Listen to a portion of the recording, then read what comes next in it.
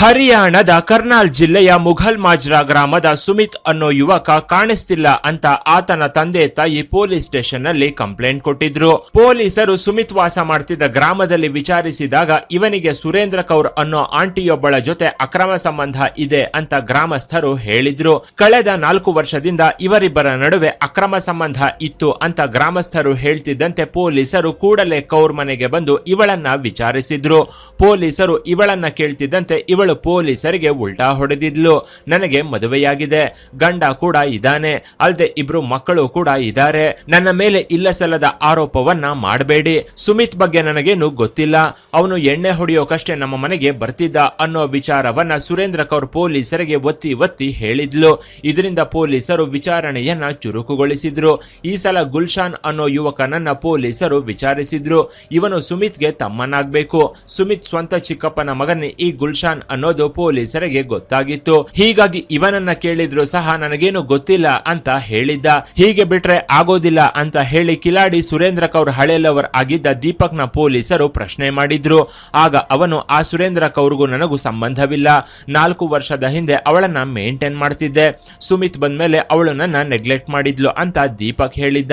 ಈಗ ಮದುವೆ ಮಾಡ್ಕೊಂಡು ಹಾಯಾಗಿ ಸಂಸಾರ ಮಾಡ್ಕೊಂಡಿದ್ದೀನಿ ಅಂತಾನು ದೀಪಕ್ ಪೊಲೀಸರ ಹತ್ರ ಹೇಳಿದ್ದ. ಆಗ ಪೊಲೀಸರು ಮತ್ತೆ ಸುರೇಂದ್ರ ಕೌರ್ ಹತ್ರ ಬಂದು ಕೇಳಿದಕ್ಕೆ ಇವಳು ಮತ್ತೆ ನನಗೇನು ಗೊತ್ತಿಲ್ಲ ಅಂತಾನೆ ಹೇಳಿದ್ಲು. ಆಗ ಪೊಲೀಸರು ಸುಮಿತ್ ವಾಸ ಮಾಡ್ತಿದ್ದ ಮನೆ ಅಕ್ಕಪಕ್ಕ ಯಾವುದಾದ್ರೂ ಸಿಸಿ ಕ್ಯಾಮೆರಾಗಳಿದೆಯಾ ಅಂತ ಚೆಕ್ ಮಾಡಿದ್ರು. ಆಗ ಒಂದು ಮನೆಯ ಸಿಸಿ ಕ್ಯಾಮೆರಾನ ಚೆಕ್ ಮಾಡಿದಾಗ 2023 ಡಿಸೆಂಬರ್ 22 ರಾತ್ರಿ 1 ಗಂಟೆ ಸುಮಾರಿನಲ್ಲಿ ಒಂದು ಬೈಕ್ ನ ಗಮನಿಸಿದ್ರು. ಆ ಬೈಕ್ ನ ಓಡಿಸ್ತಿದ್ದು ಸುಮಿತ್ ತಮ್ಮ ಗುಲ್ಶಾನ್ ಆಗಿದ್ದ. ಗಾಡಿ ಹಿಂದೆ ಕೌರ್ ಕೂತಿದ್ಲು, ಮಧ್ಯದಲ್ಲಿ ನೋಡಿದ್ರೆ ಸುಮಿತ್ ಕೂತಿದ್ದ. ಆಗ್ಲೇ ಈ ಕಿಲಾಡಿ ಲೇಡಿ ಹಾಗೂ ಗುಲ್ಶಾನ್ ನ ವಶಕ್ಕೆ ಪಡೆದ ಪೊಲೀಸರು ವಿಚಾರಣೆಯನ್ನ ಶುರು ಮಾಡಿದ್ರು.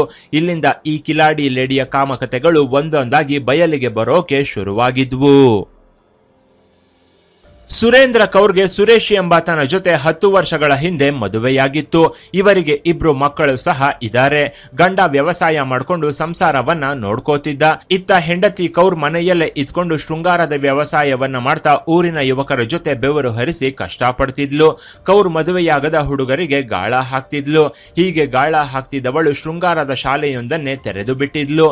ಇವಳ ಶಾಲೆಯಲ್ಲಿ ಓದೋಕೆ ಬರ್ತಿದ್ದವರಿಗೆ ಪ್ರಾಕ್ಟಿಕಲ್ ಆಗಿ ಶೃಂಗಾರವನ್ನ ಮಾಡೋದು ಹೇಗೆ ಅಂತ ಹೇಳಿಕೊಡ್ತಾ ಪಾಸ್ ಆದವರಿಗೆ ಗಂಡಸು ಅನ್ನೋ ಸರ್ಟಿಫಿಕೇಟ್ ನ ಕೊಡ್ತಿದ್ಲು. ಹಾಗಂತ ಇವಳ ಹತ್ರ ಲಾಂಗ್ ಟರ್ಮ್ ಕೋರ್ಸ್ ಇರ್ಲಿಲ್ಲ. ಇದ್ದಿದ್ರೆ ಯುವಕರೆಲ್ಲ ಇವಳ ಶೃಂಗಾರ ಶಾಲೆಯಲ್ಲೇ ವರ್ಷಾನುಗಟ್ಟಲೆ ಓದೋಕೆ ಶುರು ಮಾಡಿ ಬಿಡ್ತಿದ್ರು. ಆದ್ರೆ ಅದಕ್ಕೆ ಅವಕಾಶ ಕೊಡದ ಇವಳು 2 ವರ್ಷಕ್ಕೆಲ್ಲ ಗಂಡಸರನ್ನ ಬದಲಾಯಿಸಿ ಬಿಡ್ತಿದ್ಲು. ಹೀಗೆ ಸುರೇಂದ್ರ ಕೌರ್ 4 ಜನರ ಜೊತೆ ಅಕ್ರಮ ಸಂಬಂಧವನ್ನ ಇಟ್ಕೊಂಡಿದ್ಲು. ಆದ್ರೆ ಸುಮಿತ್ ಜೊತೆಗೆ ಮಾತ್ರ 4 ವರ್ಷಗಳಿಂದ ಸಂಬಂಧವನ್ನ ಮೇಂಟೈನ್ ಮಾಡ್ಕೊಂಡು ಬಂದಿದ್ಲು. ಹೀಗೆ ಇವನ ಜೊತೆ ಎಂಜಾಯ್ ಮಾಡೋಕು ಒಂದು ಕಾರಣವಿತ್ತು. ಅದೇನಂದ್ರೆ ಇವಳು ಯಾವಾಗ ಕರೆದ್ರು ಸುಮಿತ್ ಬರ್ತಿದ್ದ. ಹೀಗೆ ಬರ್ತಿದ್ದವನು ದೇಹದ ತುಂಬೆಲ್ಲ ಸುಖ ಕೊಡ್ತಿದ್ದ, ಜೊತೆಗೆ ಕೈ ತುಂಬಾ ಹಣವನ್ನು ಕೊಡ್ತಿದ್ದ. ಅಲ್ದೆ 2 ಕಂಠಪೂರ್ತಿ ಕುಡಿದು ಮಂಚ ಪೂರ್ತಿ ಹೊರಲಾಡ್ತಿದ್ರು. ಹೀಗೆ ಹೆಂಡತಿ ಪ್ರಿಯಕರನ ಜೊತೆ ಮಂಚದ ಮೇಲೆ ಮೈ ಚೆಲ್ತಿದ್ರೆ ಗಂಡ ಸುರೇಶ್ ಇನ್ನೊಂದು ರೂಮಲ್ಲಿ ಮಕ್ಕಳ ಜೊತೆ ಮಲಗ್ತಿದ್ದ.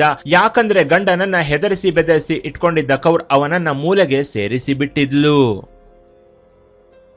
ಕೌರ್ ಜೊತೆ ಎಂಜಾಯ್ ಮಾಡೋ ಕ್ರಮದಲ್ಲೇ ಇವನ ಚಿಕ್ಕಪ್ಪನ ಮಗನಾದ ಗುಲ್ಶನ್ನ ಸಹ ಇವನು ಜೊತೆಗೆ ಕರ್ಕೊಂಡು ಬರ್ತಿದ್ದ. ಸುಮಿತ್ ಕಂಠಪೂರ್ತಿ ಕುಡಿದು ಇವಳ ಜೊತೆ ರೂಮ್ ಸೇರ್ಕೊಂಡ್ರೆ ಗುಲ್ಶನ್ ಇವರ ಕಾಮದ ನರಳಾಟವನ್ನ ಕೇಳಿಸ್ಕೊಂಡು ಉಳಿದಿರೋ ಎಣ್ಣೆಯನ್ನ ಹೀರ್ತಾ ಕೂತಿರ್ತಿದ್ದ. ಹೀಗೆ ಕೌರ್ ಮನೆಗೆ ಬರ್ತಿದ್ದ ಗುಲ್ಶನ್ ಇವಳ ಪಕ್ಕದ ಮನೆ ಮಹಿಳೆಯ ಜೊತೆ ಅಕ್ರಮ ಸಂಬಂಧವನ್ನ ಬೆಳೆಸಿದ್ದ. ಅವರಿಬ್ರು ಎಂಜಾಯ್ ಮಾಡೋದಕ್ಕೆ ಈ ಸುರೇಂದ್ರ ಕೌರ್ ಮನೆಯನ್ನೇ ಗುಲ್ಶನ್ ಬಳಸಿಕೊಳ್ತಿದ್ದ. ಹೀಗೆ ಈ 4 ಜನ ಸೇರ್ಕೊಂಡು ಕಂಠಪೂರ್ತಿ ಕುಡಿದು ಶೃಂಗಾರದ ಸುಖದಲ್ಲಿ ಮುಳುಗಿ ತೇಲ್ತಿದ್ರು. ಒಂದು ದಿನ ಕೌರ್ ಹಾಗೂ ಗುಲ್ಶಾನ್ ಪ್ರಿಯತಮೆ ಕುಡಿತಾ ಕೂತಿದ್ದಾಗ ಗುಲ್ಶಾನ್ ಬಗ್ಗೆ ಹೇಳಿದ್ಲು. ಅವನು ಶೃಂಗಾರವನ್ನ ಸಮರ ಯೋಧನಂತೆ ಮಾಡ್ತಾನೆ, ಒಂದು ಸಲ ಶುರು ಮಾಡಿದ್ರೆ ನಿಲ್ಸೋದೇ ಇಲ್ಲ, ಅವನ ಜೊತೆ ಮಲಗಿದ್ರೆ ಒಳ್ಳೆ ಮಜಾ ಬರುತ್ತೆ ಅಂತ ಕೌರ್ ಹತ್ರ ಗುಲ್ಶಾನ್ ಗಂಡಸ್ತನವನ್ನ ವಿವರಿಸಿದ್ಲು. ಇದರಿಂದ ಸುರೇಂದ್ರ ಕೌರ್ ಮನಸ್ಸು ಗುಲ್ಶಾನ್ ಕಡೆಗೆ ವಾಲಿತ್ತು. ನಿಧಾನವಾಗಿ ಸುಮಿತ್ ನ ನೆಗ್ಲೆಕ್ಟ್ ಮಾಡೋಕೆ ಶುರು ಮಾಡಿದವಳು ಕೊನೆಗೆ ಸುಮಿತ್ ನ ಬಿಟ್ಟು ಗುಲ್ಶಾನ್ ಜೊತೆ ಮಲಗೋಕೆ ಶುರು ಮಾಡಿದ್ಲು. ಇದರಿಂದ ಮೊದಲಿನಂತೆ ಸುಮಿತ್ ನ ಅಷ್ಟಾಗಿ ಹತ್ರ ಸೇರಿಸದೆ ಇವನನ್ನ ಕಂಪ್ಲೀಟ್ ಆಗಿ ಅವಾಯ್ಡ್ ಮಾಡ್ತಿದ್ಲು. ಗುಲ್ಶಾನ್ ಕೊಡ್ತಿದ್ದ ಸುಖದ ಮುಂದೆ ಸುಮಿತ್ ಕೂಡ ಏನೇನು ಇಲ್ಲ ಅಂತ ಕೌರ್ ಇವನ ಜೊತೆ ಮಲಗಿ ಮಜಾ ತಗೊಳ್ತಿದ್ಲು. ತನ್ನಿಂದ ಪರಿಚಯವಾದ ತಮ್ಮನ ಜೊತೆ ತನ್ನ ಪ್ರಿಯತಮೆ ಅಕ್ರಮ ಸಂಬಂಧವನ್ನ ಬೆಳೆಸಿದ್ದು ನೋಡಿ ಸುರೇಂದ್ರ ಕೌರ್ ಮೇಲೆ ಸುಮಿತ್ ಮುಗಿಬಿದ್ದಿದ್ದ. ನಿನ್ನಿಂದ ನಾನು ಮದುವೆ ಕೂಡ ಮಾಡ್ಕೊಂಡಿಲ್ಲ, ನೀನೇ ನನ್ನ ಮದುವೆಯಾಗಬೇಡ ಅಂತ ಹೇಳಿದ್ದೆ, ಈಗ ನೋಡಿದ್ರೆ ನನ್ನ ದೂರ ಇಡ್ತಾ ಇದೀಯಾ ಅಂತ ಕೌರ್ ಜೊತೆ ಗಲಾಟೆ ತೆಗೆದಿದ್ದ. ಇತ್ತ ತಮ್ಮ ಗುಲ್ಶಾನ್ ಮೇಲೂ ಮುಗಿಬಿದ್ದಿದ್ದ. ನನ್ನ ಲವರ್ನ ಬಿಡದೆ ಹೋದ್ರೆ ನಿನ್ನ ಸಾಯಿಸಿ ಬಿಡ್ತೀನಿ ಅಂತ ಸುಮಿತ್ ತಮ್ಮನನ್ನ ಎಚ್ಚರಿಸಿದ್ದ. ಅಲ್ಲದೆ ನೀನು ನನ್ನ ಲವರ್ನ ಬಿಡದೆ ಇದ್ರೆ ನಿನ್ನ ಹೆಂಡತಿಗೆ ಹೇಳ್ತೀನಿ ಅಂತಾನು ಗುಲ್ಶಾನ್ಗೆ ವಾರ್ನಿಂಗ್ ಕೊಟ್ಟಿದ್ದ. ಇದರಿಂದ ಸುರೇಂದ್ರ ಕೌರ್ ಭಯ ಪಟ್ಟಿದ್ಲು. ಸುಮಿತ್ ಬೆದರಿಕೆಗೆ ಭಯಪಟ್ಟು ಸುಮ್ಮನಾಗಿದ್ಲು. ಊರಲ್ಲಿ ಎಲ್ಲರ ಹತ್ರನೂ ತನ್ನ ಅಕ್ರಮ ಸಂಬಂಧದ ಬಗ್ಗೆ ಹೇಳ್ಕೊಂಡು ಬರ್ತಾನೆ ಅಂತ ಕೌರ್ ತಣ್ಣಗಾಗಿ ಹೋಗಿದ್ಲು. ಅಲ್ಲದೆ ಪ್ರಿಯಕರ ಸುಮಿತ್ಗೆ ಸಮಾಧಾನ ಮಾಡಿ ಮತ್ತೆ ಇವನಿಗೆ ತನ್ನ ದೇಹವನ್ನ ಧಾರೆ ಎರೆಯೋಕೆ ಶುರು ಮಾಡಿದ್ಲು. ತನ್ನ ಬಗ್ಗೆ ಊರಲ್ಲಿ ಕೆಟ್ಟದಾಗಿ ಹೇಳದಂತೆ ಪ್ರಿಯಕರನನ್ನ ಕೇಳ್ಕೊಂಡಿದ್ಲು. ಹೀಗೆ ತನ್ನ ಲವರ್ನ ಮತ್ತೆ ಪಡ್ಕೊಂಡೆ ಅಂತ ಸುಮಿತ್ ಖುಷಿಯಲ್ಲಿ ತೇಲಾಡಿ ಹೋಗಿದ್ದ. ಇವಳ ಜೊತೆ ಕಾಮ ಕೇಳಿ ನಡೆಸ್ತಾ ಮತ್ತೆ ಎಂಜಾಯ್ ಮಾಡೋಕೆ ಶುರು ಮಾಡಿದ್ದ.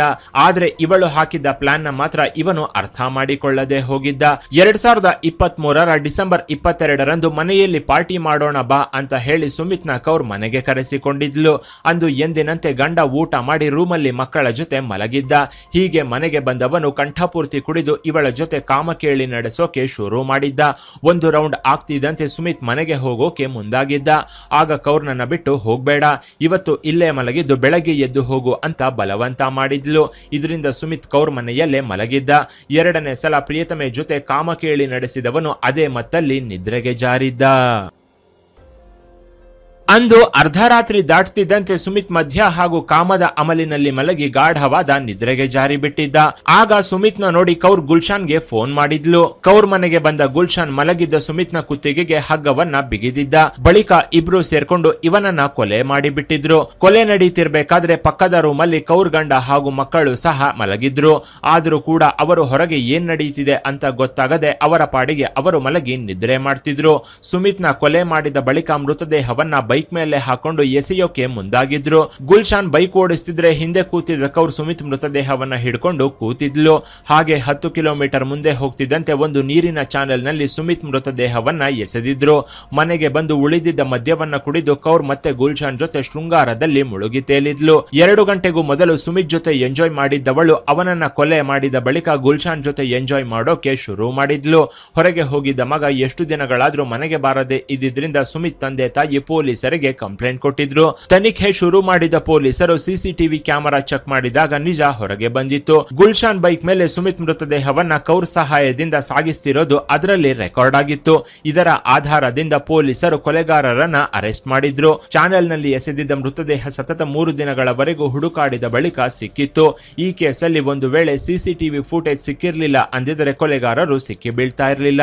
ಆದರೆ ಕೌರ್ನ ಪಾಪದ ಕೊಡ ತುಂಬಿದ್ದು ಇವಳನ್ನ ವಶಕ್ಕೆ ಪಡೆದು ವಿಚಾರಿಸಿದಾಗ ಇವಳು ನಡೆಸುತ್ತಿದ್ದ ಶೃಂಗಾರ ಕಾವ್ಯಗಳು ಒಂದೊಂದಾಗಿ ಹೊರಗೆ ಬಂದಿದ್ವು. ಇನ್ನು ಗುಲ್ಶಾನ್ ಜೊತೆ ಅಕ್ರಮ ಸಂಬಂಧ ಇಟ್ಕೊಂಡಿದ್ದಾಗಲೇ ಇನ್ನೊಬ್ಬ ಹುಡುಗನ ಜೊತೆಗೂ ಸುರೇಂದ್ರ ಕೌರ್ ಅಕ್ರಮದ ಆಟವನ್ನ ಶುರು ಮಾಡಿದ್ಲಂತೆ. ಮೊಬೈಲ್ ರಿಪೇರಿ ಮಾಡಿಕೊಟ್ಟಿದ್ದಕ್ಕೆ ಅವನಿಗೂ ಶೃಂಗಾರದ ಮಜವನ್ನ ಕೊಟ್ಟಿದ್ಲಂತೆ.